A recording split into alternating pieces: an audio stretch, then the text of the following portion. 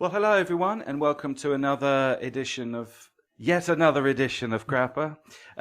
This week with the stalwarts Sean Hall Good evening. and myself, Tim Appleton. Peter is not with us this week, but I think he'll be back next week. We've got another episode planned, which I won't say too much about yet, but should be a fun one. I don't know. This might be more fun. I don't know. Tonight we're doing our top 10 favourite progressive rock albums, which feels like quite an important one to do. I don't know why we didn't do it before. Probably should have started with this one, but anyway, better late than never, I suppose. So yeah, we're going to be doing 10 to 1. So it'll be like 10, number 10. That's to say our least most favourite. All the way up to number 1, which is our most favourite. And just before number 1, we'll do some check the also rans category, perhaps, to see whether it's got anything in it. On the subject, just before we begin, on the subject of protocol, we did impose, Sean and I did impose on ourselves one limitation, namely that it should only be one album by each band.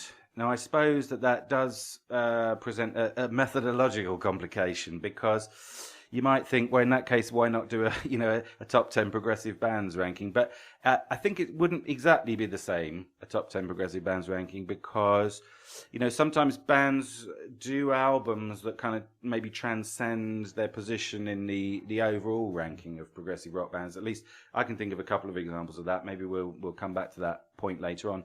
And also, of course, it doesn't necessarily affect their position in the ranking. Certainly in my case, anyway. There's bands whose albums are ranked higher than I would have had them, in the ranking if I was taking into account their other work, if you see what I mean. So, with that said, I suppose we can pretty much get on with it. But Sean, did you enjoy putting this one together? Yeah, I did. I mean, it's quite arbitrary, my list. It's I've missed out a few albums that I really wrangled over, and just couldn't include everyone. But I think as I've got older, maybe albums I'm less familiar with have come in. So I think it's been an interesting experiment, this. Yeah, I had the same feeling, and people should. I suppose you give me the opportunity to say that people should remember that this is a subjective Yeah. set of opinions. We're not sort of making any claims to objectivity here. So we're calling it as we see it. So don't feel offended if your favourite album is not in here. But of course you can you feel free to make that comment in the comments, either under the podcast or under the YouTube video. But just try not to get too cross, because we're doing the best we can. Okay. Well, look, Sean, would you mind starting us off, perhaps, Okay. with your number Sure. 10? Yeah, my number 10. I talked about this in the live album rankings, and it's Scheherazade and Other Stories, which is by Renaissance. Came out in July of 1975, produced by David Hitchcock of Caravan's Land of Grey and Pink fame, who The may or word may not feature later. I don't know. the word fame there. Yeah, and it was guitarist Michael Dunford. He scored the album, really, and the idea was for a kind of theatrical musical, which never really came to fruition. And it does sort of sound like that. There's a little bit of the Andrew Lloyd Webbers. I don't know if that's a good thing or a bad thing about this album. Um, Annie Haslam, of course, famed for her voice, she didn't really have a hand in the writing. Apparently, she just sat and drank tea and ate crisps during the whole album. So there you go. Bit Back in like the original Scheherazade. yeah, yeah. I suppose they would have been what Golden Wonder then, wouldn't they? Everyone had Golden Wonder, not Walkers. Yeah. Anyway, you couldn't really make an album like Scheherazade now, really, could you? I mean, the theme of it is a sultan who's kind of cuckolded by his wife, and he's so angry, he has her put to death, and then starts sleeping with a thousand different women, and has them all put to death as well. And you know. The sort of the Me Too movement, I think, would have something to say about this. Let alone if you try and make an album about an Eastern Sultan, you probably get accused of supporting Hamas, wouldn't you? So it's not really in both camps. It's probably non-PC, I think. But there you go. I mean, there's some great tracks on this album. It's a very sort of romantic album. It's a symphonic kind of prog album, and I think the playing on it is brilliant. Um, I think Renaissance too. They fly close to the sort of schmaltzy side of progressive rock in a nice way. They're a very romantic sounding band, but I think this just errs on the right side of schmaltz. There's just some beautiful passages on this album, and I think John Tout, the keyboard player, is quite sort of Wakeman-esque, I think. Um, the themes, I think it sort of alludes to Rimsky-Korsakov, but it doesn't particularly take any of his melodies or tunes. I think that's probably the best you can decide this. Now, Hypnosis designed the cover for this, which is a bit unusual because the painting it has a sort of Islamic feel. There's sort of like these little figures on the cover in a sort of Islamic style, and it's really odd because it's not something you'd think Hypnosis would do. So they contracted it out to an illustrator who was going to do like a kind of a triptych of almost like textile designs, but he died after painting the first panel. So that's all they had to go on. So they just used that. So it didn't really sort of come off. Oh, the painters died. Oh well, we'll use that one. Um, but I think it's a great album. It's a very sort of romantic, sort of symphonic album. Trip to the Fair, I think I mentioned before. This was the song inspired by Annie Haslam's first date with Roy Wood of Wizard. Trip to the fair, but nobody was there. Is that it? Nobody was there. Yeah, very sort of nightmarish sort of fair. I really like that. Anyway, great album, but didn't do particularly well. I think it got to about number 74 in the charts. So not one of I think in retrospect it's garnered a bit more of a following from prog fans, but there it is, number 10. Yeah, lovely.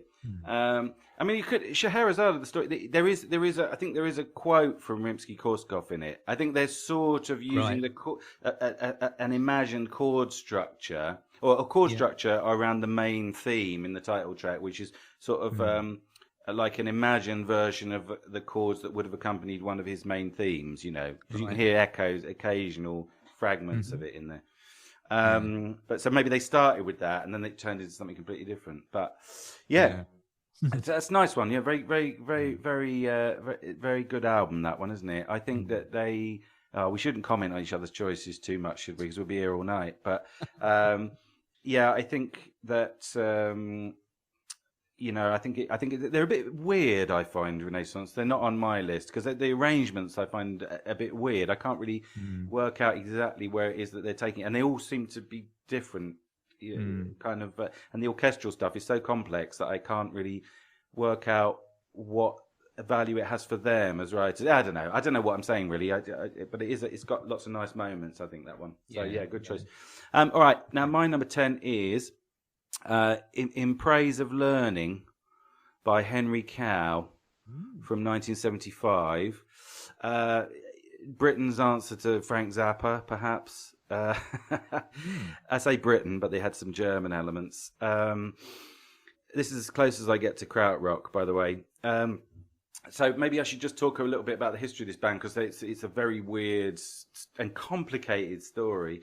They were a British band, Henry Cow, and they did a couple of albums, more or less instrumental albums, slightly Canterbury-ish, kind of jazz rock fusion, albeit like an exceptionally complicated version. I mean, this band make King Crimson sound like ABBA, you know. And on the second album, is sort of some Cajun sort of aleatory elements seem to creep in.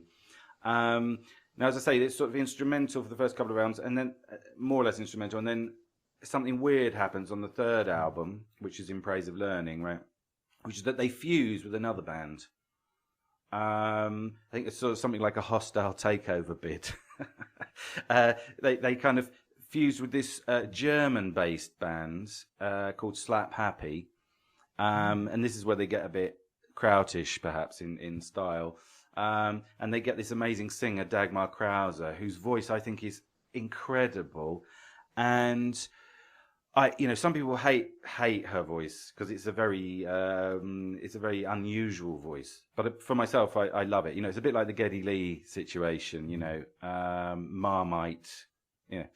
So they did this album in Praise of Learning, and she's singing on a lot of it. So these are sort of there's lots more vocal parts in this, and I find it slightly more interesting than the instrumental stuff. Now, after they do this album, they then break up into two separate projects called Art Bears and then Henry Cow, which Henry Cow continues for one more album, which is also instrumental, and then the first Art Bears album, which was recorded also between Slap Happy and Henry Cow, is all sort of vocal stuff. And it's a really great album, actually, and I'm not a huge fan of the final Henry Cow album. I think it's a bit wafty, as your brother Steve would say. But in a way, I don't think they should have broken up. I think they should have stuck together. But I think this album, the third album, is like the perfect synthesis of the two groups, right? And they're very political. You know, they're probably the only progressive rock band in the history of Britain to get an Arts Council grant. You know, that's how right on they were. And the words are sort of quite hilariously Marxist-Leninist, you know. I mean, half the time when you listen to them, you feel like you're sort of in a German political meeting, you know, like in the 70s. But I mean, the final product is pretty satisfying. I think the lyrics are good, and the first track, War, has a refrain. Violence completes the partial mind, which is one of my favourite lines on any prog rock album ever. But yeah, this album I think is their best. As I said, it's one of the most. I think it's some of the most exciting prog rock I've ever heard. Really, it's so amazing sounding. Although, as I say, it was a rather sort of brief experiment. I think perhaps side one of this is slightly stronger than side two. It's got two sort of vocal-driven pieces on side one, War and Living in the Heart of the Beast. And then side two has got a couple of sort of like aleatory numbers at the beginning and at the end. And then in the middle, there's a vocal piece called Beautiful as the Moon, Terrible as an Army with Banners. Which I think is really good, but I think that like all the really kind of like really bracing stuff is on side one, but they're just a very interesting. That's a niggle, really. I did a very interesting sort of, as it were, extensional set of musicians and experimenters, and if you haven't checked them out, you really should, because they are a wonderful unit, and this is my favourite album by them. So there you go. That's my number 10. Now, number 9, if you will, Shaun. Number 9. Well, I think I'll be checking out Henry Cow. I'm not overly familiar with them, so yeah, good one. Not many people are. Number 9 is well, I'm going to go, quite European, which is an outlier for me in my list, and it's that amazing Greek band Aphrodite's Child with 666, the Gospel of St. John, and of course famous for having Vangelis as keyboard player and that great vocalist Demis Roussos. You remember Forever and Ever and Ever, and he wore that great big caftan, didn't he? And he seemed to get bigger and bigger and bigger as he got older, didn't he, as well? And featured in Abigail's Party, I think, wasn't he, Demis Roussos, if you remember that? I don't know if that's a parochial reference or not because it's a very famous reference in England, but I don't know whether the international audience would have Oh, watched right. Well, Abigail's go and Party. watch it. Was it Mike Lee, wasn't it? Was it Mike Lee? I Yes, think it it was was. Mike Lee. Yeah. Yes, Yeah, yeah, yeah. great. It's brilliant. Go and see it. Mm. BBC drama. Anyway, so it was their third and final album. It was a double, released in June 1972. Now, it feels to me a bit more like a 60s album, this. Maybe, they hadn't quite caught up to 1970 in Greece yet. I don't know. I don't know the full implications. And it was sort of a counterculture uh, view of revelations in the Bible. I always think it's like a counterculture version of Hair, this album. And you've got to hand it to them for trying to pull this off. I mean, there's remember John Anderson sort of saying, he'd show everyone, he'd set the Bible to music, and they did Topographic Oceans. Well, Aphrodite's Child literally did try to do the Bible, didn't they? So again, I think I don't know if this was envisaged as a musical. It's sort of musical night for me. I don't know why. But it's got some spoken passages, and there's an English actor on here with a really sort of plummy accent, and there's a sort of typical what I'd call a 1960s drama school actor on here as well. And there's also a young American woman who narrates some of the passages, and she sort of sounds like she's got a blocked nose and she's chewing gum, which sort of puts me off slightly. But I put aside these sort of stylistic things. So the album was basically composed by Vangelis, and there were lyrics by Kostas Ferris. And I think it's fair to say that it wasn't a happy album. The band weren't very happy during the recording of this thing, and I think they basically had it in for Vangelis quite often. Probably because he only ever did one take. I should imagine, if yes, anything to go by, oh, that'll do. I'm not gonna practice. That'll do. That's it. Um, but it's quite an odd album. Did, It's did Vangelis have a Thames Estuary accent? I'm not going to do my Greek accent at this point. Yeah, This best not. could get me into trouble. The cover, of course, is quite stark. It's like white lettering in a black box on a red background. So they said they wanted it to have the sort of the feel of the White Album, but I actually think it's a shame that they didn't have a more perhaps a surrealistic or a Renaissance style cover. I mean, Renaissance as in the period, the art movement, not Renaissance, the band. Because Salvador Dali heard the album apparently at a party, and he really liked it. What a shame they didn't think of asking him to knock up a cover. Anyway, so anyway, the band weren't on speaking terms. They sort of turned up, did their takes, didn't talk to Vangelis and left. Probably went and had a kebab or something, afterwards. Um, Giorgio Gamelski was the producer. He'd worked with Gong and Magma, and I think in general it's a very odd mixture of kind of jazz. You've got Vangelis's sort of trademark sort of spacey electronic keyboards coming in. There's snatches of sort of music concrete. There's Greek folk and obviously like prog elements. I mean, classic rock described this. They said if hell exists, half of this album is what it sounds like. Now I don't know whether that's a compliment or yeah. Anyway, but It's probably the second half. yeah, maybe.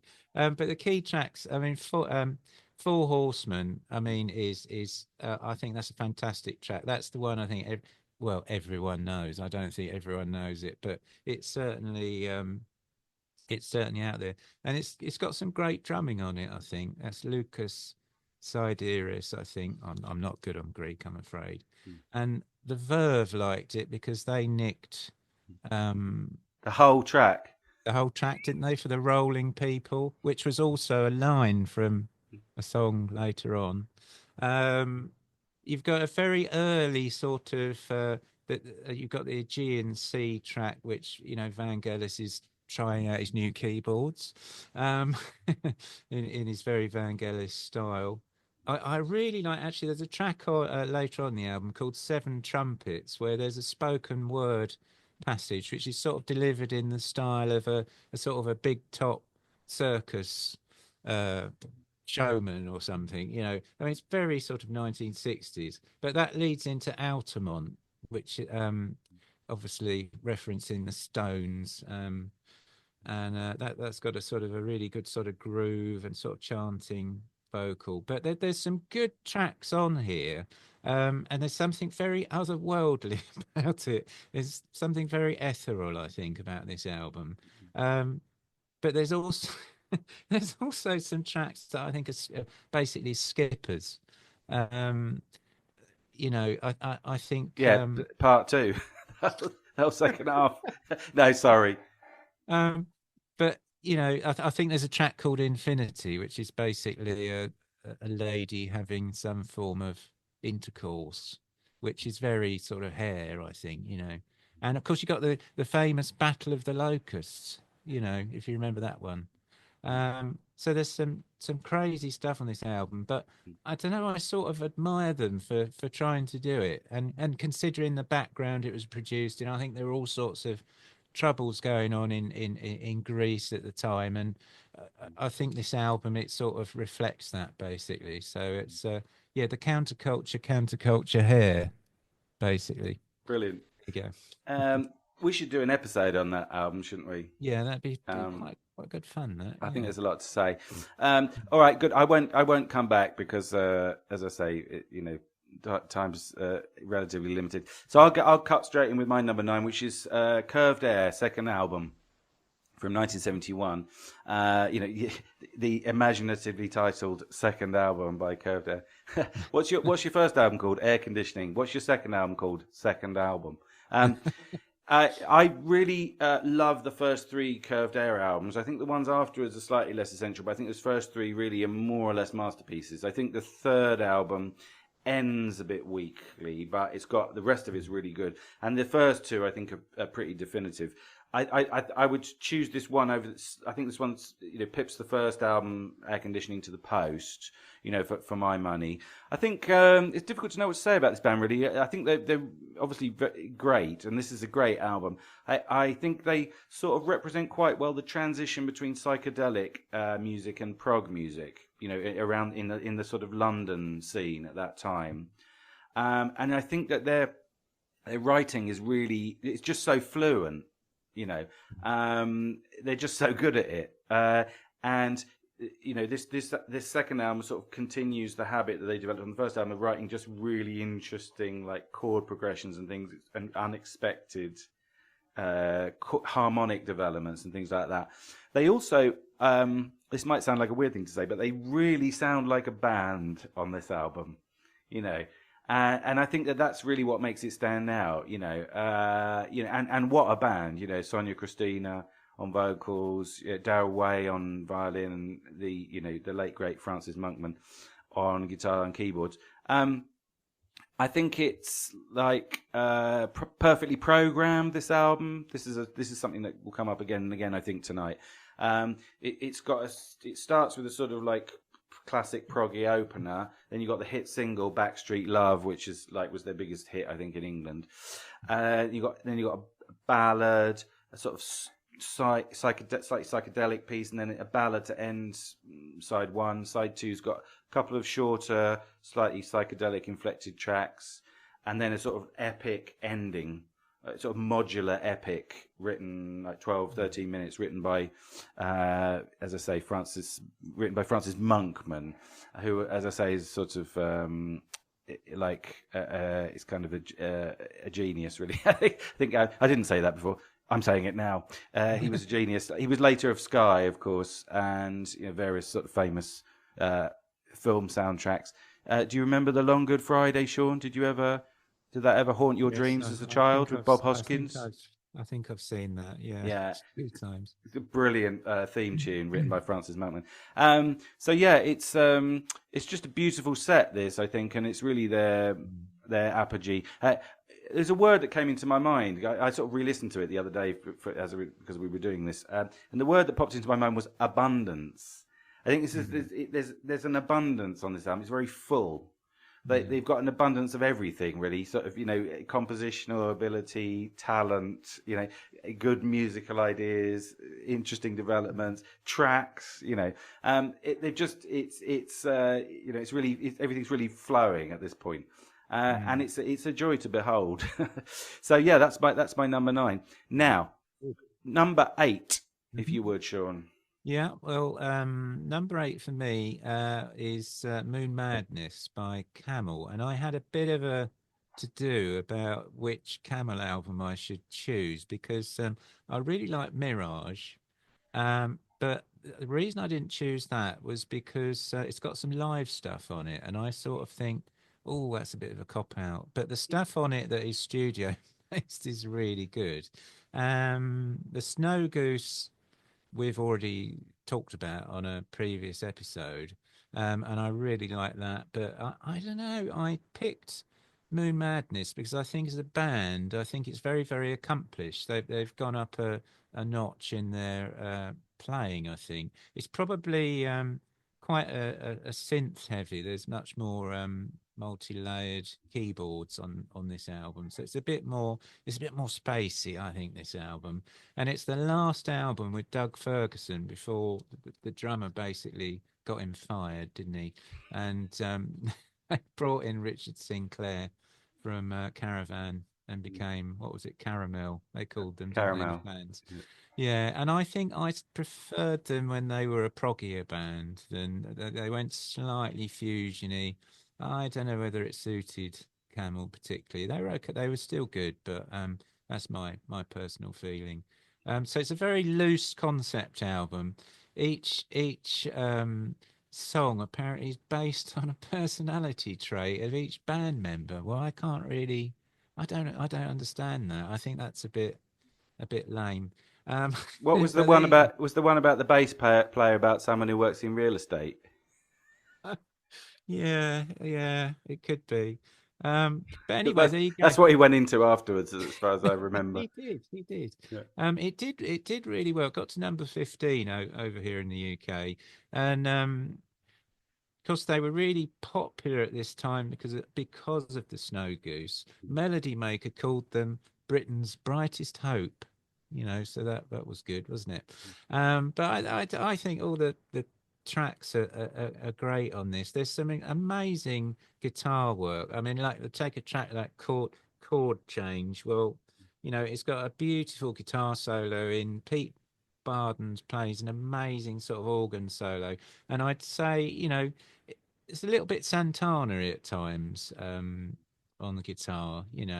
I think perhaps the only thing that lets down Camel as a band, say, comparing them to a band like Pink Floyd, it's probably the vocals, because they're always a little bit, they're processed, aren't they? I think they were always a little bit nervous about and I don't blame them, but I think the musicianship makes up for it. I mean, perhaps that's why Snow Goose works so well, but I think their playing on this is up a notch, and that's what I like. I don't know. I just think they're really sort of tight as a group.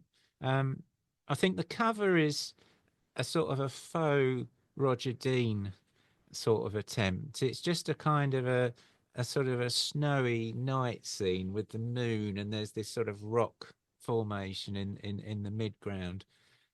It's a little bit naive, I'd say. It's like a sort of, it was painted by a guy called John Field. I don't want to Is it diss him.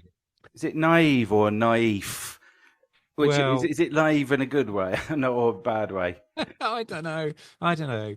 But I suppose, in the 70s it would have been all right. That would have done. That would have done. But I think it's a really good album. It's an album I've always enjoyed going back to, and I think it's a shame they sort of went. I suppose it was the time 1976, 77.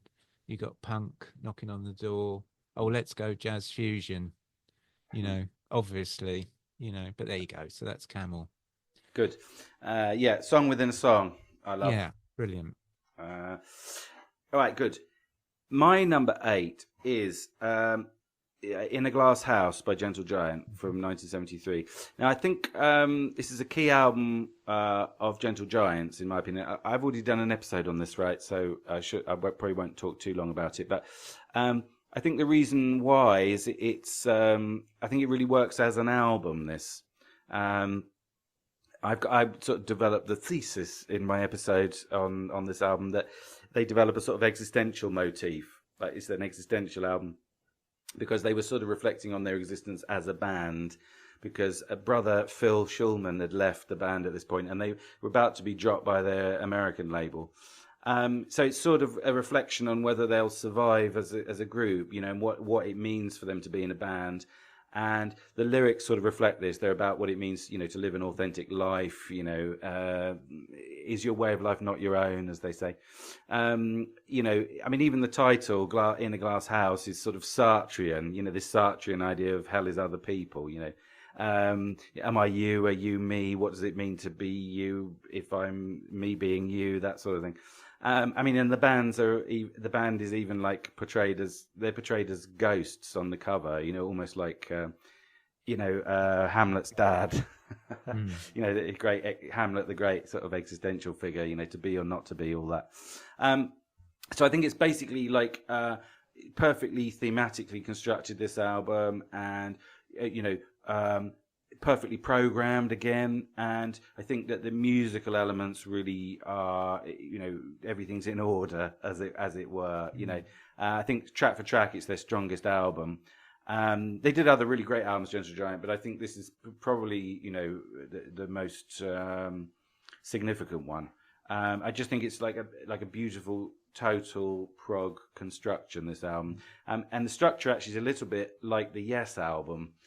It's sort of like a prog track, little interludes, acoustic interlude, prog track, and then side 2, same prog track, little acoustic interlude, prog track, and rocky prog track to finish. And I think that it's a sort of classic, it's a sort of paradigm construction, really. So I love it, and I would encourage people to watch my episode on it if they want to know more about what I think on it, although I pretty much just summarised the whole thing. Good. So... let's go to 7 then. So, what have you got for 7, Shaun? Number 7. Having just said that I wasn't going to pick the Snow Goose, which of course is instrumental. I've gone for an instrumental album now, and it's Griffin, and I've picked Red Queen to Griffin 3 from 1974, which I bloody love this album. I think this is very, very good. I think Rain Dance, I could have picked Rain Dance as well. I think that's very, very good. But there's something about this album that I think is bloody brilliant. It's absolutely bonkers, I think, this album, but in a good way. It's sort of like if you could put a Terry Gilliam Monty Python cartoon into music, this would be it. And it's from the cover. The cover has got this man, this sort of Leonardo-esque man pondering his next chess move, and it's done in a very sort of surrealistic manner. I mean, this is naive, I think, but it's brilliant. He's pondering his next move on a chessboard. It's their third album, and of course Griffin were kind of known for how could you put it, Renaissance folk, Tudor folk, almost. They were all Royal College. It's not a genre, is it? I mean, they've It's invented their own genre here. Bizarre group, but they began to sort of bring in a whole range of other instruments like modern keyboards and drums, and sort of mixing it with a more 1970s Jethro Tull-esque sound, slightly Yes-like, and they actually supported Yes around 1974. So I think this sort of started, I think Yes like them and vice versa. So this sort of started to rub off on them a little bit. Um, I think from the opening track, which is Opening Move, I think it's brilliant. It's very hard to describe an instrumental album. But some of the music is manic. I think the standout track for me on this is Lament. I absolutely love this track. Starts with a sort of recorder part and acoustic guitar. I think it's slightly Gentle Giant like, or could you say Gentle Giant or slightly Griffin like? But it builds into a really sort of majestic theme on synth, and again it sounds quite regal almost, a little bit Rick Wakeman-esque. I think they're a brilliant band, I think, and highly underrated. Quite a good sense of humor, I think, as well. It's Rain Dance is brilliant as well. That's more songs based, isn't it? And that works really well. And then unfortunately, by the time they did Treason, they flew too close to the sun, which is Yes. If you imagine the sun to be Yes, John Anderson's face in a burning sun disk. And they came crashing down to earth. But they're still going. I think they've made a comeback, and I think they've played at Colchester. So, Oh, but the trouble is, Peter didn't want to go because he can't stand them. So, and I couldn't drag my wife along, because she'd never go to another concert ever again. I think if I took her to I see think that Griffin. I think that counts as spousal abuse, doesn't it? But I think they're brilliant, and I love this album. And perhaps I should have put it higher than I have actually. But there you go. Yeah, no, good choice. I hadn't thought about the Gentle Giant Mm. Griffin Nexus before. Yeah, it's that sort of Tudor sort of instrumentation, isn't it, that they use? Mm. Would it have been In the Air? I mean, no, that's going too far, isn't it? But yeah, Yeah, they must have been aware of each other's work, I yeah. guess. Since I say that since I just mentioned Gentle Giant.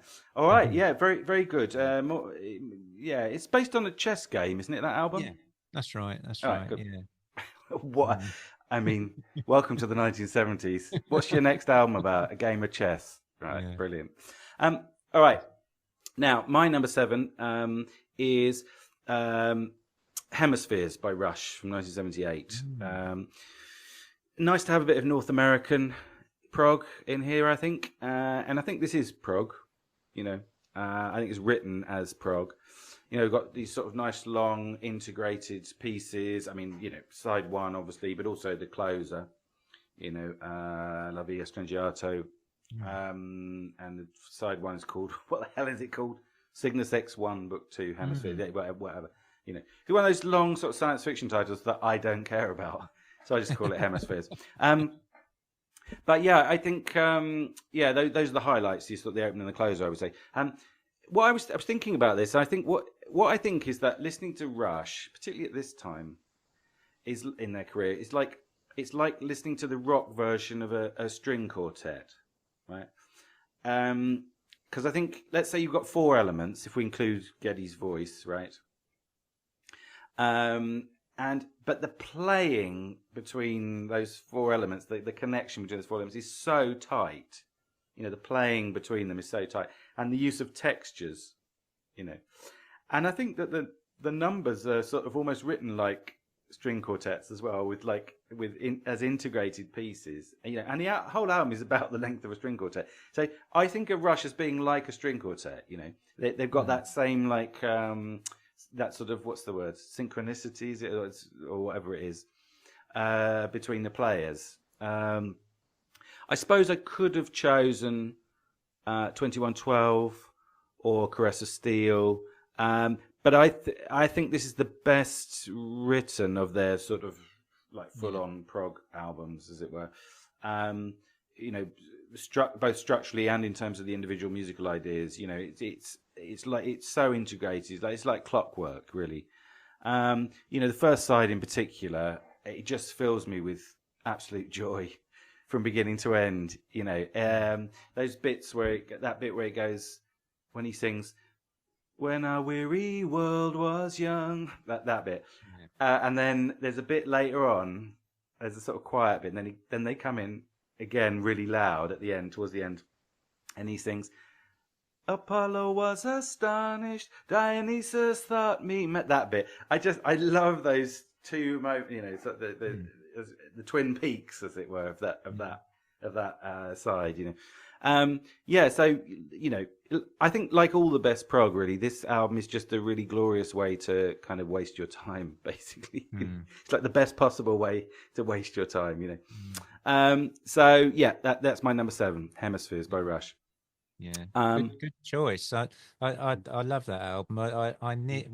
It nearly made it onto my list. I've no idea why it didn't get on my list actually, but it's probably more interesting that I didn't pick it, because then we're not doubling up, are we? So well, we haven't had any overlap so far, so this is good news, really. You know, a bit of diversity, as they say. All right, good. So what's your 6 then, Sean? Number 6. It's for all the fans of Kentish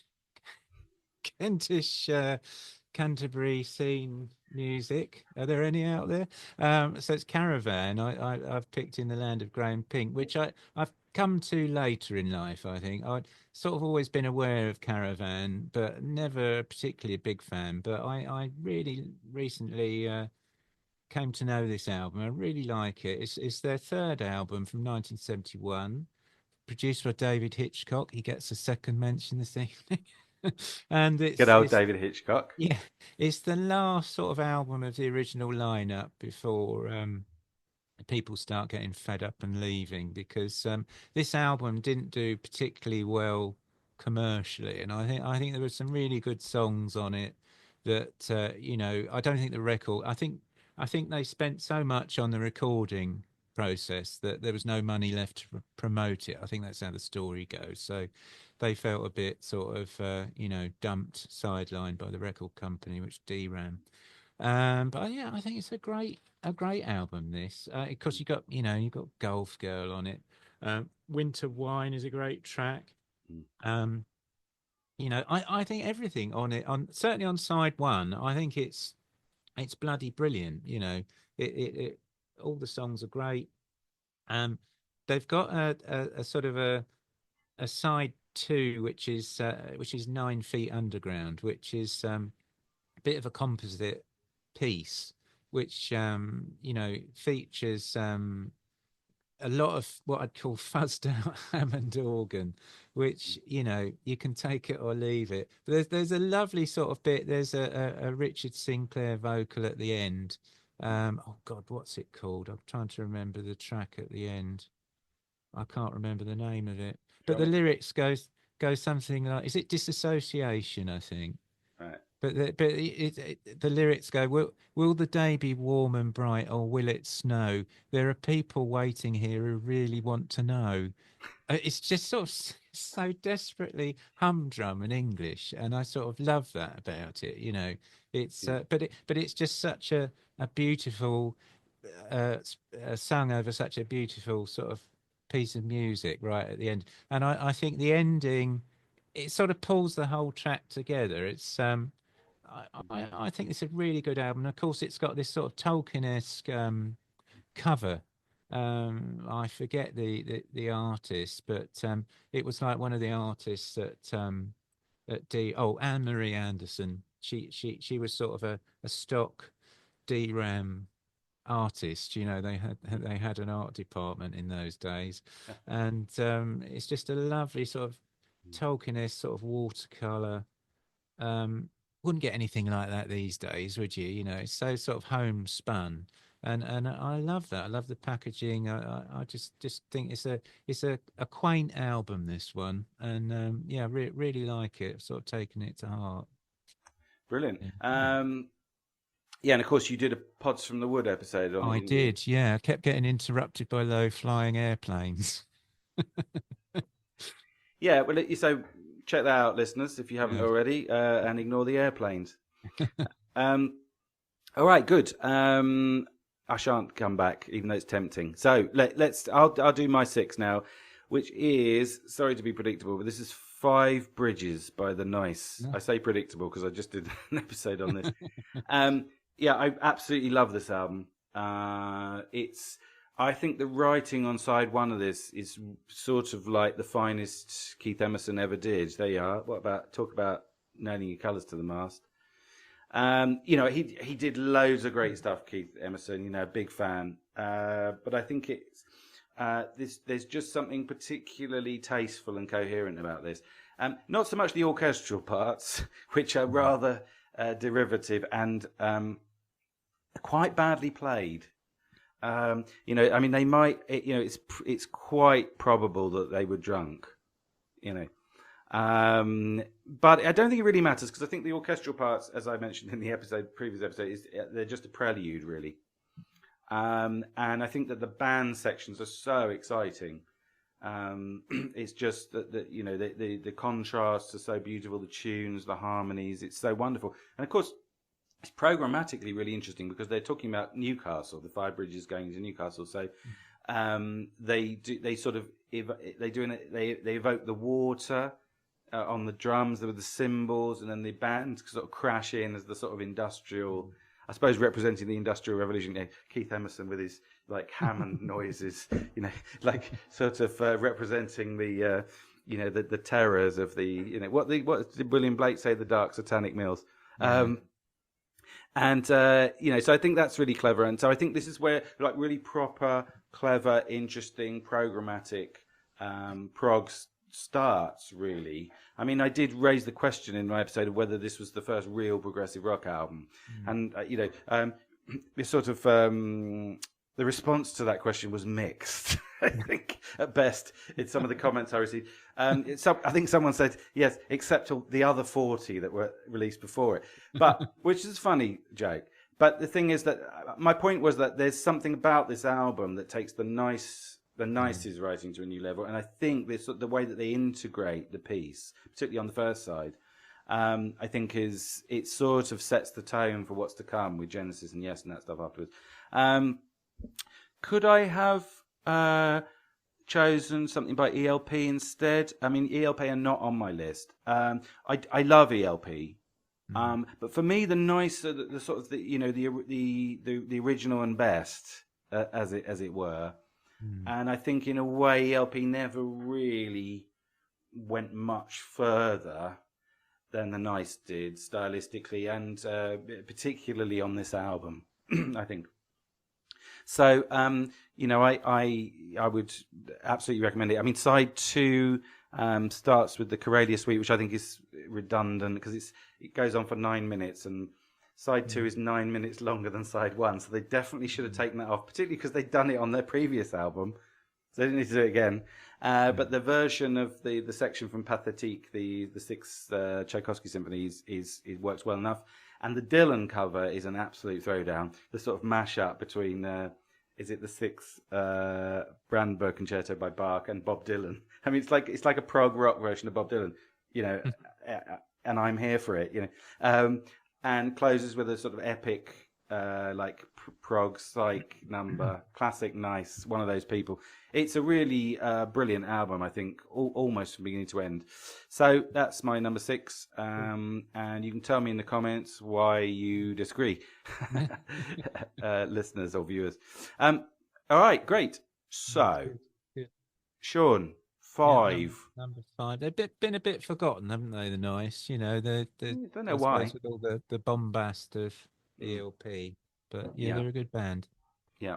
Number 5 is Jethro Tull and Thick as a Brick from 1972, which is a very dense album. It's kind of one continuous piece of music, supposedly split over 2 sides. I used to think this was a double album. I don't know whether it's because it used to feel like it went on and on. I don't know, but it's great. I think the packaging of this album is bloody incredible. Because it's sets it apart from other prog albums, and of course, Ian Anderson says it's a sort of a spoof of the prog rock genre, the whole thing, and it's you probably know this. I'll just canter through it, but it's the St. Cleeve Chronicle, which features a poem by an 8-year-old, a fictional child called Gerald Bostock, and the album is kind of meant to be from his perspective, I think,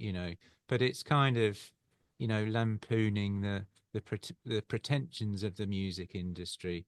Um, there's some great sort of headlines on the cover, like mongrel dog soils actor's foot, stuff like that. It's brilliant.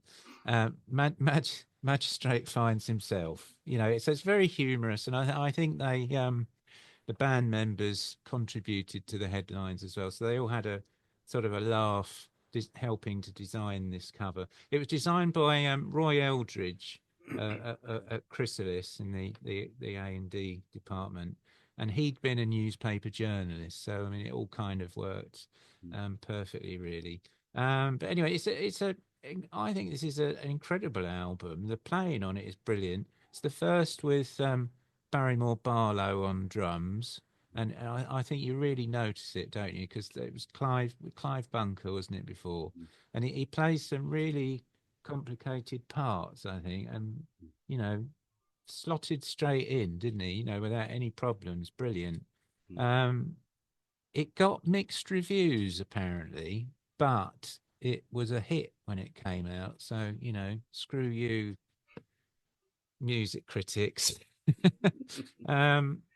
And I didn't know this, but I think Ian Anderson worked on the lyrics first, and they fit the music around the words apparently. So it's a sort of a I think it's a sort of a Python-esque album again, another mention of Monty Python. But it's brilliant, from the opening, like the opening lines, your sperm's in the gutter, your love's in the sink. It just hooks you in, I think, because he's such a great lyricist, Ian Anderson, and I think the ending of this album it is brilliant. When he sort of sings, "So come on, you childhood heroes, won't you rise up from the pages of your comic books?" I think it's a great album, and it's very difficult to talk about because, as I say, it's so dense. But I think it's a very rewarding album, and probably that is the high point for me of Jethro Tull, really. Sure. There you go. Great lyricist, isn't he, Ian Anderson? Yeah, brilliant. Probably the best, I would say, in the history of prog. Would you say that's going too far? Yeah, he's just effortless. Yeah, just comes up with brilliant lyrics effortlessly. Because all the other ones, the lyricists, they make such a fuss about it, don't they? It took ages to come up with these lyrics, and Ian Anderson just writes endless, amazing lyrics. All right, that's very interesting. The other thing I was thinking about, we shouldn't go on too long, but I'm thinking this one thing I've been listening to Mark Lewison's book, like the audio book of his Tune In, whatever it's thing, like part 1 on the Beatles, and he was talking about the influence of the Goons, on the Beatles. So, and Monty Python was clearly an influence, isn't he, on Jethro Tull? And not to mention Genesis and everything. So, like the influence of like comedy on British rock music is there's a book to be written there, isn't there? Or an audio book, indeed. All right, good. My number 5 is Starless and Bible Black by King Crimson from 1974. Oh, I think Sean's frozen. I shall plough on. Okay, so I think that Starless and Bible Black is a perfectly programmed album, right? Which is again a common theme. Are you back, Sean? I'm back. I'm here. Okay. Yeah, I was like, I'm doing, just to update you, I'm doing Starless and Bible Black by King Crimson. Good. Yeah, again, perfectly programmed, which is common theme amongst the higher prog albums.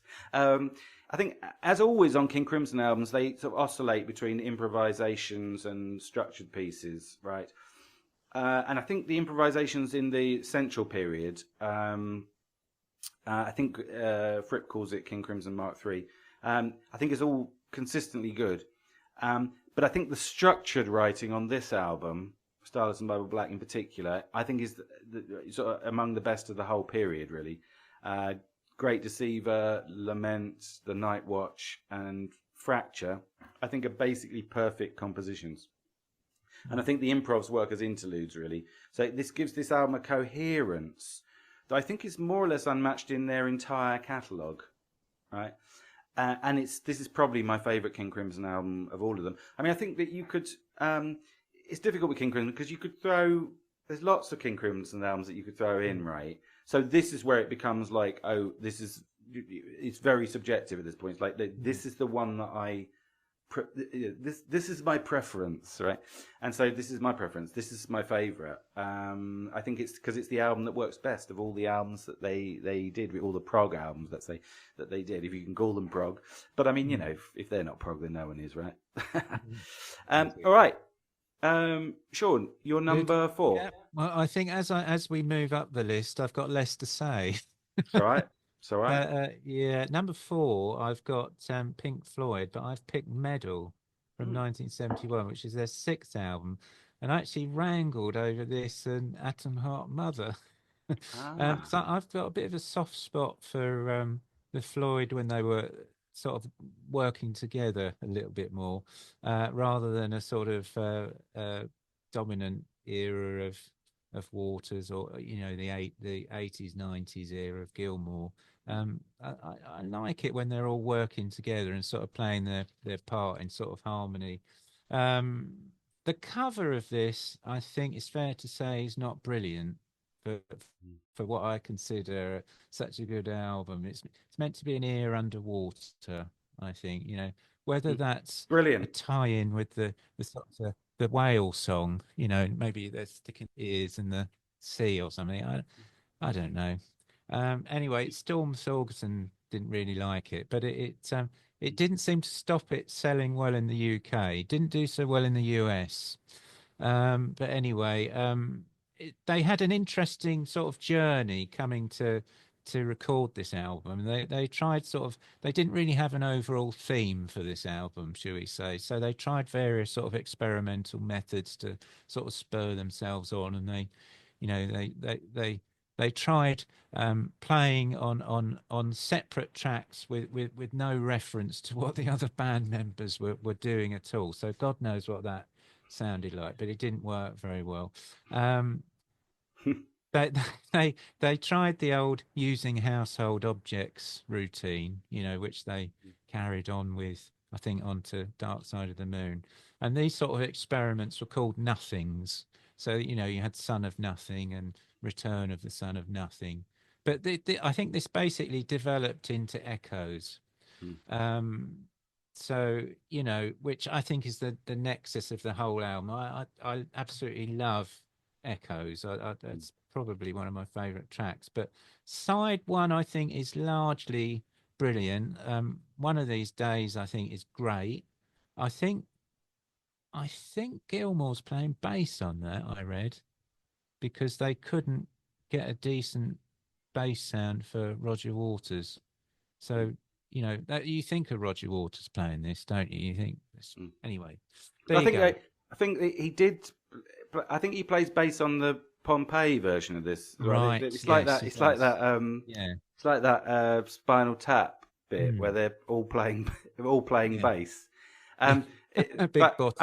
But we can't confirm that because they lost the reel with Dave Gilmour on it during the Pompeii recording. So who knows? Right. Yeah. And I think Pillow of Winds is a great song to follow on from that. I love that. It's Gilmour's voice is like liquid honey. I think he sort of spreads honey wherever he goes. They're just a great, you know, Waters and Gilmour. What a combination! I think basically. Fearless is okay. It goes into that sort of football chant. And I get Sandra Payer quite like. It's a sort of, you know, jazzy kind of piss take of the rock and roll lifestyle, really. And I think Roger Waters sings that really well, actually. And Seamus is the highlight of the whole album, right? Well, do you know what? That's only short, isn't it? It's the 1970s. Do you know what I mean? It probably, they could have left it off, couldn't they? But, you know, it's on there. But you know, I think Echoes is one of those songs that's incredibly mournful sounding, yet oddly uplifting. Mm. Maybe like the Smiths. I don't know. I'm guessing here because I don't know a lot about the Smiths. But I like this cooperative Floyd, and Mm. it's not the monster album that say Dark Side of the Moon is, but sometimes I sort of think with these bands, sometimes the journey is more interesting than the final destination. So, I don't know. I just got a sort of soft spot for metal, so that's my number four. Lovely. Mm. Um, of course, our Smiths episode will be coming up next week. All right, great. Yes, you're sort of playing a little bit there at the beginning into like Peter and I's discussion on our Pink Floyd album ranking about how many Pink Floyds there were. Yeah. Because I argued that there were five, I think, and Meddle was the first of like the third Pink Floyd, but it was a sort of tentative step into the classic period. Whereas I thought that I put Atom Heart Mother higher because I thought it was the Mm. culmination of Pink Floyd Mark II, but Interesting. anyway, Yeah. that's a debate that will never end. All right, good. So now my four, and I think this is our first overlap. No, it's not. I beg your pardon. Mm. My number four is the Snow Goose from Oh. 1975, right? You know, best album ever about a dead bird. I mean, but the construction here, I mean, we did a episode on this, didn't we? But the Mm. construction here, I think, is so perfect and complete, really. And the more I think about it, the more I think this is this is one of the greatest programs of all time. It's very confidently wrought, I think. They made a very positive choice to do it instrumental. You think you were referring, you were alluding to that earlier on, or referring to it, because they had a track and they had actual vocals for this, and they cut it out. It's like, no, let's do the whole thing instrumental. And I think that was a very positive choice, like a very confident choice, and all the transitions in it and all the sort of programmatic moments, I think, are so carefully wrought, really. We assume, because who the hell knows what's going on in this story. We tried to track it, didn't we, in our episode, but it was such hard work. And again, the highlights are so worth waiting for. And there's always this doubling effect, which I'm obsessed with. On a sidelong piece, you need two highlights. In fact, what they do here is they have two highlights which are repeated throughout the piece, or two highlights of the earlier part of the piece, which both then are reprised at the end, as it were. So it sort of works at that sort of formal level. I think the two highlights are the Snow Goose and Flight of the Snow Goose. Right? Actually, one of them is played at the beginning of side two. So there's a lot going on, and there's a lot of highlights on side two, as it were. Yeah, brilliant playing. Crystal clear production. Slightly later, isn't it? 75. So they were learning. Everyone was learning how to use a studio properly by that point.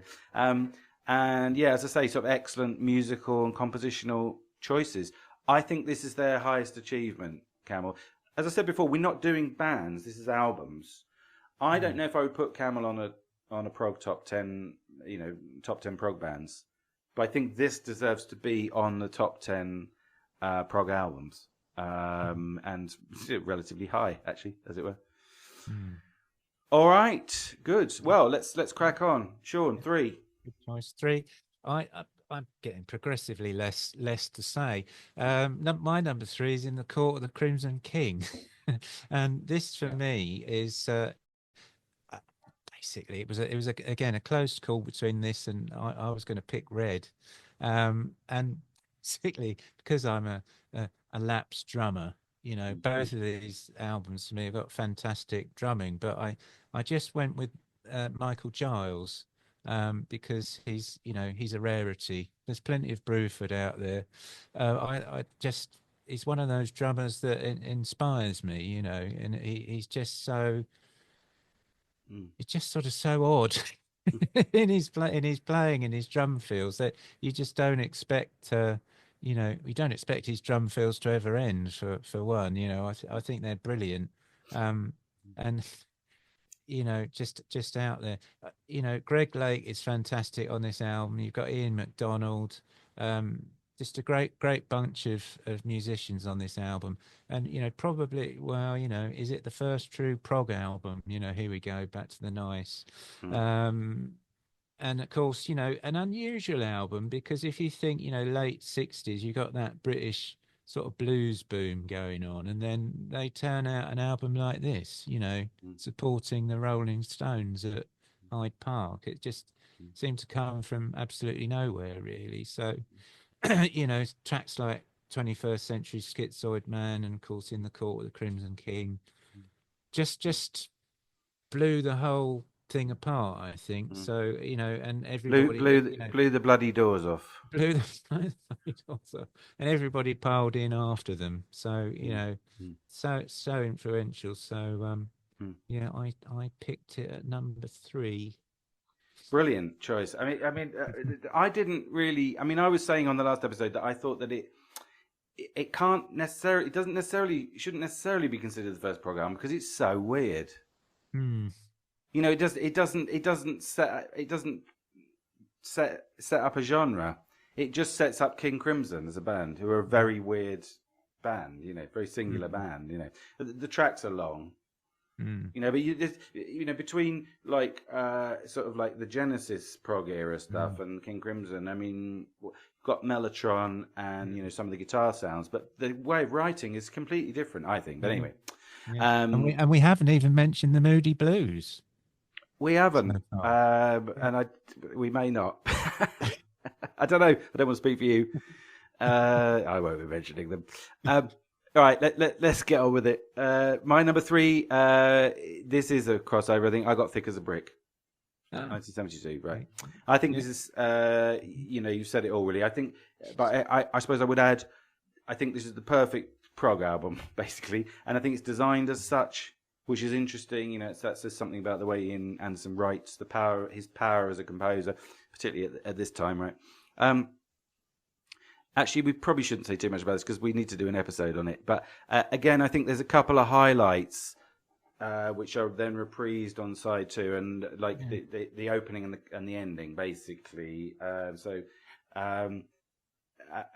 Again, there's a logic to all of this. I mean, it meets all the formal criteria of a full-on prog album. The opening being the really don't mind if you sit this one out, that bit, which is beautiful, and then. The ending is, and where the hell was Biggles? Where you needed him last Saturday. That bit I think is wonderful. Even like the time signature of that bit just works perfectly. It's just brilliant. Yeah. And I think in that sense, it sort of reminds me of those sort of Twin Peaks. That reminds me of the Snow Goose. I think that there's a sort of, as I say, a rationale, a logic to all of this. And the journey between those 2 points is so bracing. It's extraordinarily complicated. Not just Barrymore Ballard's drumming, but all of the writing and the playing. Yeah. But it works so well. I mean, they sort of invent a style here for themselves, don't they, again? It's unusual also to have like a complete one-disc album dedicated to a single theme, isn't it? They did try it again on the next album with slightly less success, but... and the critical reviews for the following album, Passion Play, was so bad that the rumor was that they retired and all this stuff. But yeah, I think this album remains the paradigm, as it were, which is what we're kind of like we're working with today, isn't it? Theoretically. All right, good. Now, what's your number 2, Shaun? My number 2, I wrangled over what album to choose by this band, and I picked Yes with Going for the One. I like this album. I don't think there's actually a bad track on it, in my opinion. It's their sort of tax exile era, isn't it, where they'd relocated to Switzerland, and Patrick Moraz got fired during the early sort of recording process of this album, and I was just interested what he might have contributed to this album. Because I think there's rumours, aren't there, that he did contribute. Disputed, isn't it? Disputed, yeah. So I don't really know. I haven't heard any recordings. It's with the lawyers. I haven't heard any recording studio sessions with him on. There's plenty of stuff with Rick Wakeman. Mm. And Rick Wakeman, of course, he was invited back as a session player, and then at a party hosted by Claude Nobbs, that fantastic name, he was invited back full time. Eddie Offord had left because he thought they'd gone a bit stagnant. I don't think he was keen on Relaya, which I think's a great album, but I don't know whether it was received so well at the time. So they basically they sort of scaled back their ambition a little bit, and maybe sort of this was at the height of punk again, so they're working more on songs, and I think some people say it's a nod back to Fragile and the Yes album, that sort of style of Yes. Billy Joel famously couldn't get on with Close to the Edge, and he said, "Oh, I used to like them, but don't." Well, he didn't. I can't do it. You doing Impression of his him. accent there? I wish I could. I wish I could. Can you do a Billy Joel? I don't think I I don't think can. I've ever heard him speak. Just do an American accent. I But can't do them. what am I supposed to be saying? I used to like them, but they've gone too far. They've gone too far, man. This is hopeless. Let... Anyway, there you go. So this album, I think there's some wonderful tracks. Of course, you got Wondrous Stories on this album. That was their highest charting single in the UK. So up yours, Trevor Rabin. You think you saved, yes, but you didn't do as good as that, did you? And they, sorry about that, Trevor Rabin fans. I say that through gritted teeth. Going for the one also was a single that got to the low 20s, and I think it was a top 10 album as well. So it did really well for them. I can't sort of fault the tracks on this album. Steve Howe. There's quite a lot of slide guitar with Steve Howe, and I think that they work very well. It's almost like they'd learnt to play with Alan Wyatt as well, and I think he turns in a pretty good performance. They're a bit sort of tighter with him, I think, on this album, and it I can't imagine. I don't know. I can't imagine Bill Bruford playing this album, but it does seem to work well with Alan. Um, Cover is meant to. It's a hypnosis. Of course, it's got that naked man and the twin towers, hasn't it? Sort of. It's almost like the backside view of that Leonardo portrait. Of the man with his arms outstretched. God, I'd be. Oh, yeah. Anyway, He should be an art critic. I should be. So it's meant to represent the spiritual and the modern. Of course, I can't not discuss Awaken, which is I think this whole album with Rick Wakeman, I think he turns in a fantastic performance on this album. I'd say it's sort of sparkling. He's on top. He's on top form. And Awaken is the sort of crux of the album, and apparently it was inspired by a book, a poem. It was called The Singer, a classic retelling of Cosmic Conflict by Calvin Miller, if anyone's heard of that. But apparently it was an allegorical poem about Jesus, the famous Jesus, in the form of Christ. yeah, Jesus Christ. In the form of a singer whose song will not be silent. So it's there's spiritual overtones as usual from John Anderson on this album, but they sort of managed to condense everything about Yes into sort of palatable bite-sized pieces, and I think this was almost like a coming back together, and it was like a big sort of explosion of Yes, and then they sort of never recaptured it ever again, I think, after this. I thought they were meant to come back and do this. And I think, if they'd have stopped there, probably their reputation as a band, I think, would be their stock would maybe be a little bit higher. But with each album, they gradually, sorry, Yes fans, they gradually got slightly, slightly worse. Well, there's something interesting about, tomato and even drama, but I think this was in some ways a final sort of death spasm for me of Yes, but I think this I don't mean it like that. It's an incredibly positive album, and I think probably because I remember it perhaps as a child. I don't think my brother Steve necessarily played it. I think he may have had a cassette copy of it, something copied from a friend at school. But I remember these songs on the radio, probably Radio Caroline, or whatever we were listening to. But yeah, Shout out to Sean's brother Steve. hi Steve. There you go. All right. Well, look, Sean, my number 2, high five. It's going for the 1. No. Yeah. Good grief. What can I add? What should I add? I mean, yeah, you're right. This is the Tax Exiles album, isn't it? Now, it would have been, for me, I was obviously oscillating between this and Close to the Edge. Not obviously, but I was. But I love Close to the Edge, which is my, let's say my second favorite Yes album. But I have a programming issue with it. Which is that I think that the tracks are in the wrong order. I think it should have been Siberian Khatru and then And You and I, and then the title track should have been on side 2. I think if they'd done that, it would have been like basically a perfect album. But I think as it is, Close to the Edge, for all its glories, I think side 2 is slightly weaker than side 1. So now that doesn't happen here, as you've already pointed out. Everything's in its place on this album, isn't it? It's a great sort of joint production, as it were. They're all operating at full power. I think they sound more like a band than ever here.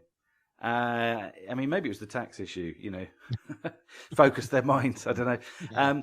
But you've got all the very best Yes dynamics here. The sort of euphoric rock tracks, exquisitely beautiful ballads.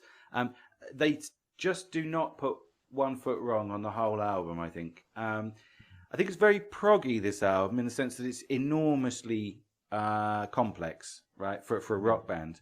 But they make it sound so simple and so accessible, which is like astonishing, really. Yeah. And I think the final thing I want to say is that, which you haven't covered, is that I think at their best, Yes are absolutely brilliant at what I would call immanentizing God.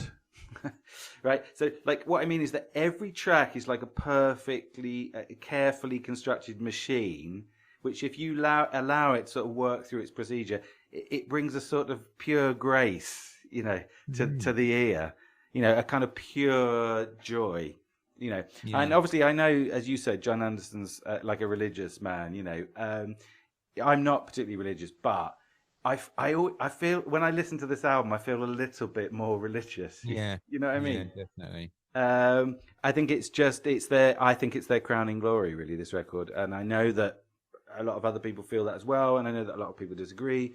But that's it's our prerogative, isn't it? So we like. All right, good. Now look, let's do quickly, because time is not unlimited. Let's do our also rans. I mean, for my also rans, I had God Bluff by Van der Graaf Generator. I haven't got a Van der Graaf one on the list, but I mean, I think it could have been God Bluff or Still Life or World Record. Any of those 3 like middle period Van der Graaf albums, I think, are amazing. It's just that there was other stuff to talk about, And I've also got I was emming and awing about Rain Dance by Griffin, right? But I'm never sure really whether Red Queen is a better. It might be a better album, Red Queen, really, all said and done. I just love some of the the vocal, the tracks that feature vocals on Rain Dance. Again, I mentioned ELP before. Could have had Brain Salad Surgery, maybe Pictures at an Exhibition. But that was it really for me. I didn't have any Pink Floyd, spoiler alert, because I sort of think that I sometimes think they're more like art rock really than prog rock, So I sort of welcomed the opportunity not to talk about them here a bit, because they come up so often. Yeah. But yeah, did you have any special mentions? Yeah. Well, yeah, I nearly picked Hatfield in the North actually, the first album. Oh. There's a track on there I really like, Son of There's No Place Like Homerton. I really love that track. But then they're a little bit jazz fusiony, Mm, so I didn't pick them. mm, And the lure of Caravan mm, took over. I nearly put down Hemispheres. I really like that, and of course it's got the trees on there, which is the sort of, is it an anti-union song, isn't it? I think, is it? I Well, love it, but it's a you sort know, of Animal Farm, but it's about yeah, trees. yeah, only Yeah, in Canada, you know. that's right. But yeah, then I sort of doubled up on other albums really. But yeah, they were it sort of wrote itself, I think, my list. So Of course, those were the only two. Yeah. excellent. Of course, Rush reforming, as we've discovered this week. Yes, with a lady drummer. A lady drummer. Yeah, Yeah, absolutely. yeah. Who I'd never heard of, but She's very good, very perhaps good. yeah. Yeah, You're very good. the drumming guru here. Or as you say, the retired drumming guru. Now look, let's get on with it. Number one, let's put the listeners out of their I'll misery, put Sean. you out of your misery. And my number one is Genesis, Selling England by the Pound, which I've Okay. got a real. Uh, I've loved this album for years, and I continue to love it. I sort of get it out every now and again and listen to it all over again, and absolutely find it incredible. It's from the album cover, you got the Betty Swanick painting. It just, I don't know, it just ticks all the boxes in my progressive rock head. The playing, I think, has gone up a notch, and the drumming is excellent. Tony Banks is incredible, and you're starting to get more variety of sort of keyboard synth sounds. Steve Hackett is excellent on this album. He's got two of probably his most well-known solos on this record. They credit their sort of increased musicianship to John Burns, who was the co-producer, and his sort of technical sort of production skills. I think Tony Banks said that it made them sort of go for more complex arrangements, and of course they'd been listening to the Mahavishnu. So yeah, I think it's a great album, a very evocative album, and all set against the background of the common market and the perceived slow decay of English folk culture. Um, I don't know how true that is, but Peter Gabriel apparently said he wrote all the lyrics in 2 days, which is good going, isn't it? He knocked it out quite quick. Apparently, he didn't like the arrangements. He didn't like the more complicated arrangements. So but I think they're a bit mixed about it. I know Steve Hackett loves it. Um, Tony Banks is. I think he does say it's probably the best of. No, he likes Foxtrot, doesn't he, Tony Banks? Oh yeah, he won't stop going on Yeah. about Foxtrot. So that's so they make Phil likes the Lamb, doesn't he? Phil Mm, Collins. But right. I think this is their best album. I mean, apart from perhaps More Fool Me, Mm, which I think for Absent Friends is better, the other sort of early Phil Collins. But it's a funny thing because I know you guys like the Battle of Epping Forest. I do like it. I think again it's a bit Monty Python mm, like, but I always think it's slightly unwieldy, mm, a bit top heavy or something. But I do like it. mm, But it's strange that there's a couple of tracks I'm less keen on, but I still think it's an incredible album. mm, So is it possible to? mm, Well, obviously it's possible for me, but there you go. So mm, for all its sort of faults, I just love this album, mm, and I always have done, and I think it's the highlight of the mm. Peter Gabriel era for me. It's got an aura, hasn't it? That album. It has Yeah. definitely. I Yeah. think it goes somehow. I always think I would, because we talked about this before. It goes with your personality. Something about it. Maybe, yeah, bit eclectic, perhaps. Yeah, there you That's go. right. Now, look, I won't say a word. I'm just going to go straight into my number one, Okay. right? Because this is related. My number one is now. I'm going to have to be careful. I'm going to have to try and marshal my arguments. I think. Because there's been a lot of stuff recently about the Lamb, right? Because the Lamb's been reissued, and I've noticed everyone seems to be saying now that the Lamb is the greatest Genesis album. But I think, and I'm going to be, this is where all the complaints are going to start, from the listeners. I think it's important not to get sucked into the very slick, in fact, quite impressive Genesis marketing machine. Yeah. And I think if you want the paradigmatic Genesis album, not to mention the paradigmatic Prog album, let's stick to the brief. I think you've got to go back to the beginning. So I think my number one is Nursery Crime. Right. Mm-hmm. Now I say the beginning because there's a lot of firsts on this album. I think it's the classic lineup, right? You've got the sort of flowering of the classic Genesis sophistication and confidence, in the arrangements and the chord structures, more than on Trespass, a lot more than on Trespass. Very characteristic use of dynamics, right?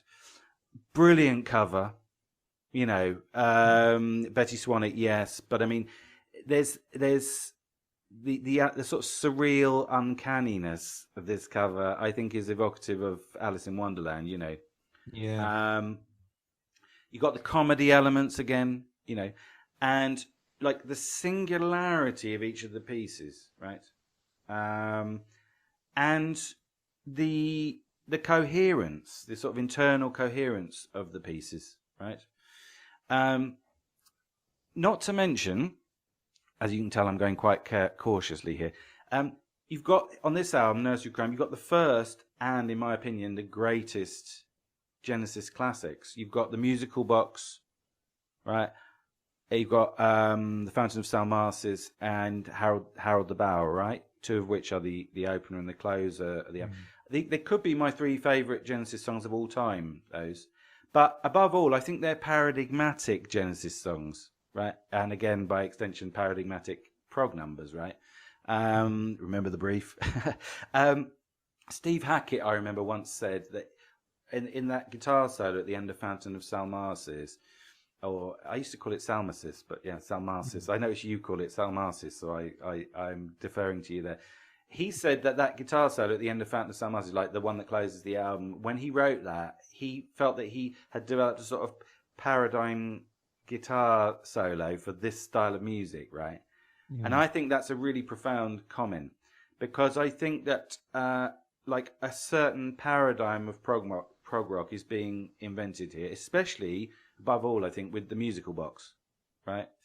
So yeah, I think, some people say that they get better, and I think they continue to do amazing work, Genesis. I love Genesis, but I think it's never quite as condensed as it is on this album. Yeah. The band always celebrate Foxtrot, as you said, particularly Tony Banks. But again, I think this is like an industry thing, because Foxtrot was their first big hit album, right? Yeah. So obviously they remember it fondly. But for my money, Supper's Ready, and I'm going to get killed for this, is an inferior version of the musical box, And I think that thing about, I'll get him out by Friday, he does funny voices. Yeah, he'd already done that on Harold the Barrel, So I think, when it comes to Trailblazing, I think this is the album. The only two albums that come close to this for me are Selling England by the Pound, which you've mentioned, which is your choice, and Trick of the Tail. Yeah. Right? But I think even those, for all their genius, I think, you might disagree, but I think that they don't advance the Genesis aesthetic much further, I think, they're sort of effects of this first album. And I think in order to see their aesthetic develop further, you have to wait much longer. I mean, actually, they sort of developed the aesthetic in a different way on the Lamb, but I don't think that's particularly successful. You have to sort of wait for And Then There Were Three or maybe Abacab to get a shift in the big shift in the Genesis sound, you know. So yeah, this is my favourite prog album of all time. Is Nursery Crime. I don't know how you feel about that. Yeah, I mean it's an interesting album because it's before I'd say before the brew is set, you know, and you know, there's more interplay between the instruments. I think, you know, you hear more raucous guitar on this album. You know, you don't hear that sort of smooth, you know, where Hackett's playing with Banks. You know, they're sort of playing the same notes, you know, overlapping. And I think almost Tony Banks came to dominate the sound of Genesis, didn't he? You know, great, absolutely great. But you know, perhaps Hackett got a bit stunted, I'd say, on certain albums, you know. Yeah. But it's an interesting album. It's where it's all up in the air, you know. That you got Phil Collins and Hackett coming into the band, and it's, you know, there's possibilities, aren't there? You know, it's great. It's great. It is a great album. Absolutely, yes. Yeah. It's a big leap forward from Trespass, Mm. and I think that Yeah. they were sort of living with the consequences of what they'd done on this album for a very long time Yeah. afterwards. And even like the Yeah. brilliant stuff they did, like on Selling Them by the Pound, it's a bit like, oh yeah, this reminds me of, but yeah, Yeah. Yeah. but they are great albums. But anyway, Yeah. Good. wonderful. Thanks, Sean. We're gonna have to wind this up, aren't we? Because Yeah. otherwise. We'll be here all night. Going to be hunting you, we'll be here all night. So look, thanks ever so much to you, and those are our choices. But what are yours? Please feel free to let us know in the chats, and we'll see you very soon on another edition of Crapper. Would you mind saying goodbye to everybody, Sean? Ta-ra. Thank you, and it's goodbye from me. So see you next time. Ta-ra. Cheers.